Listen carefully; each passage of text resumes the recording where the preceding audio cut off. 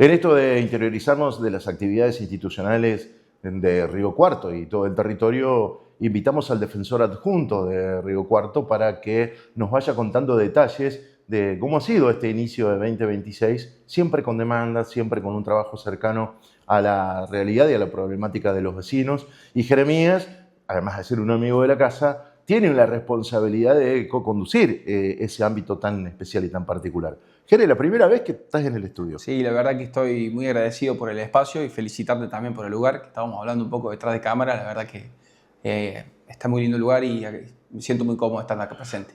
Te toca un rol con tu juventud, más allá de tener una experiencia y un recorrido en la militancia política y también en la participación en instituciones,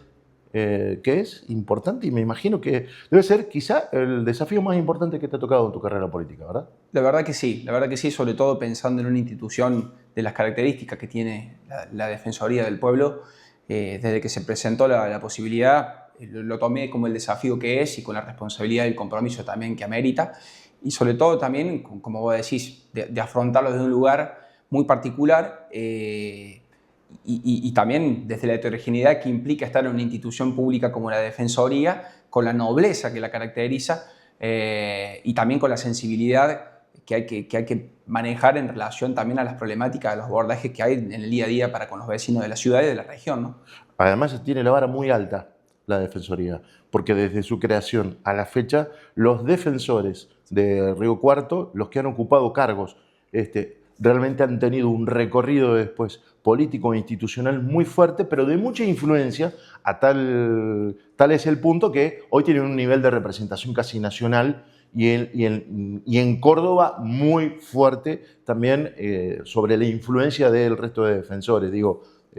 también por ahí va esta historia de ser renovadores e innovadores. Sí, indudablemente, justo en un año muy particular que para nosotros, junto a Daniel Frangí, el defensor,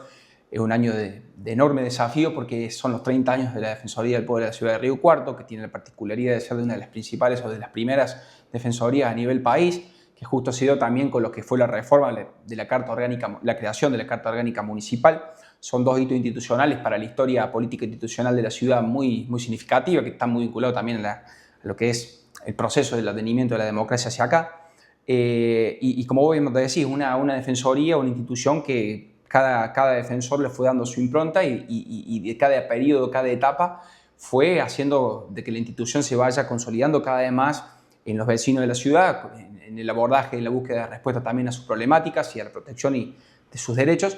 Y cada defensor le fue dando su impronta, su etapa en consolidar una institución que creo que debe ser de las más importantes de la ciudad de Río Cuarto, sin lugar a dudas. Sí, y somos innovadores en eso y la verdad que cuando nos pensamos, creo que no entendemos que sobre algunos ámbitos en la construcción de las instituciones hemos sido pioneros, pero además no pioneros tontamente, sino pioneros con un compromiso, con una mirada y con un posicionamiento de la tarea institucional que después termina llevándonos a esos lugares de reconocimiento en el ámbito nacional. Pero bueno, estamos en la gestión 2026. Vamos por la mitad de febrero. 45, 50 días de este año que lo llevó a dónde. Bueno, la verdad que desde un principio, ¿no? Ya lo veníamos advirtiendo a finales del año pasado también, se dan varias cuestiones. Una es la continuidad de lo que es el día a día, la recepción de las demandas de los vecinos. Sí notamos positivamente, o sea, en cierta manera, valoramos el incremento de la cantidad de los reclamos en cuanto a considerar que la Defensoría está siendo un lugar que está siendo considerado por los vecinos de la ciudad en la búsqueda de las soluciones que le acontecen en el día a día. Un aspecto más o menos así, en términos muy generales, interanualmente tuvimos un aumento casi del 50% del nivel de los reclamos de un año hacia el otro. O eso es porque la gente considera que la Defensoría es un ámbito para que efectivamente le está solucionando sus problemas y por otra parte, indudablemente también el nivel de conflictividad por todos los cambios que se están transitando en términos sociales, culturales y políticos en el país, indudablemente también tiene un impacto en eso. Y en cierta manera también estamos consumando un proceso de planificación de lo que va a ser ya a partir del mes de marzo, de que la Defensoría va a salir a las calles en el marco de un proceso general de lo que implica los 30 años de la Defensoría, que va a ser un esfuerzo muy grande también en pensar y repensar el sentido histórico de la institución y también de cómo la misma se debe ser resignificada en términos también de lo que es los cambios que están sufriendo todas las instituciones políticas y sobre todo también que tiene que ver con lo político y con lo público a nivel social en Argentina y en la región y en el país. Esto implica que salir a la calle quiere decir que ustedes van a centralizarse en distintos sectores de la ciudad, capital alterna de la provincia, para precisamente acercar a los vecinos de cada territorio el diálogo, el conocimiento del funcionamiento y que puedan plantear su reclamo. Exactamente. Dentro de otro de los grandes ejes que nos hemos planteado con el defensor es el desarrollo de lo que va a ser un plan de convivencia para la ciudad de Río Cuarto, en el marco de un concepto general que es la cultura de la paz, para fomentar y trabajar en torno a lo que es la convivencia ciudadana. Creo que el gran desafío que nosotros nos hemos planteado como Defensoría es justamente empezar a recorrer y convocar a las instituciones de la ciudad, teniendo en cuenta que es un gran activo de la ciudad de Río Cuarto, la fuerte presencia y la fuerte actividad institucional que tiene la ciudad de Río Cuarto. A partir de las características, las dimensiones que también la misma tiene, consideramos que es posible de trabajar por un Río Cuarto en la ciudad del diálogo. Como Defensoría, de cierta manera, tomamos la posta de convocar a esos actores, vamos a convocar a todos los actores en lo que va a ser el plan de convivencia, bajo un ideal no normativo, no es una cuestión de que si la Defensoría va a llevar el plan de convivencia a las demás instituciones, sino que va a ser un proceso de construcción colectiva entre los distintos actores, educativos, sociales, económicas, cultural, etcétera, convocar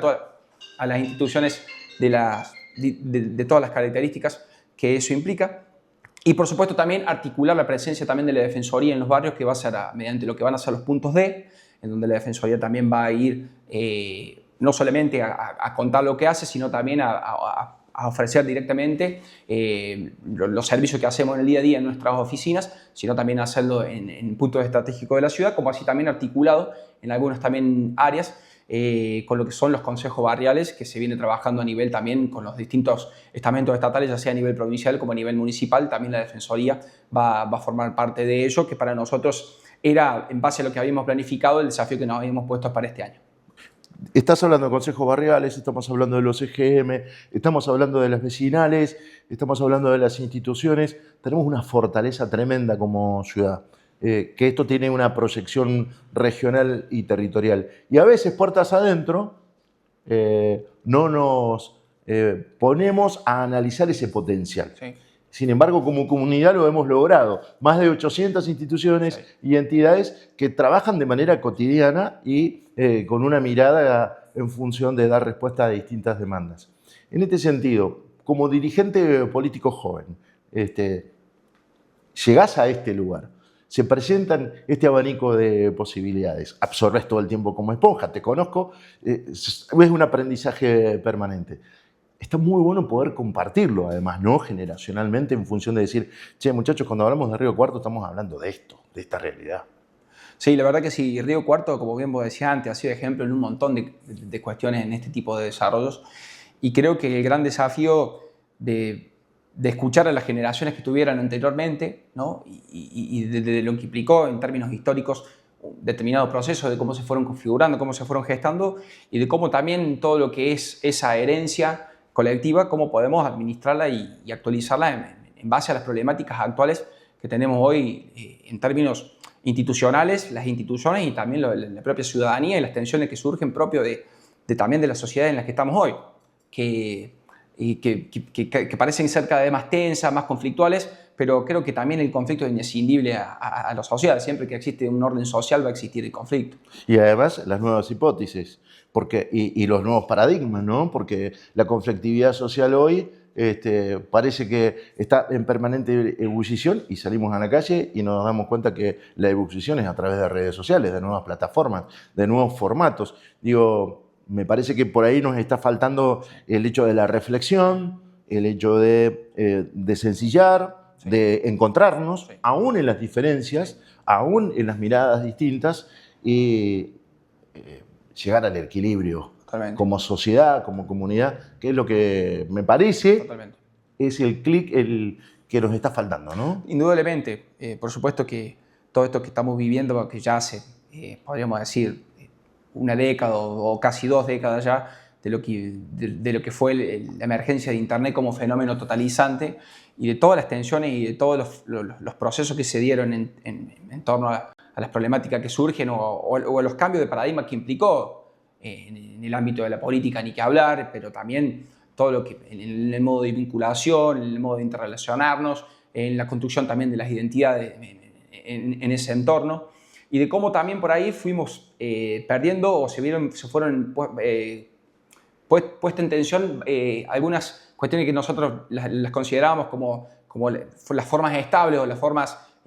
convencionales de realizar o resolver algunas cuestiones, pero en cierta manera creo que en nuestro desafío, en este marco también de lo que va a ser el plan de convivencia, está en cierta manera de considerar que justamente va a ser un plan que va a ser entendido como un proceso,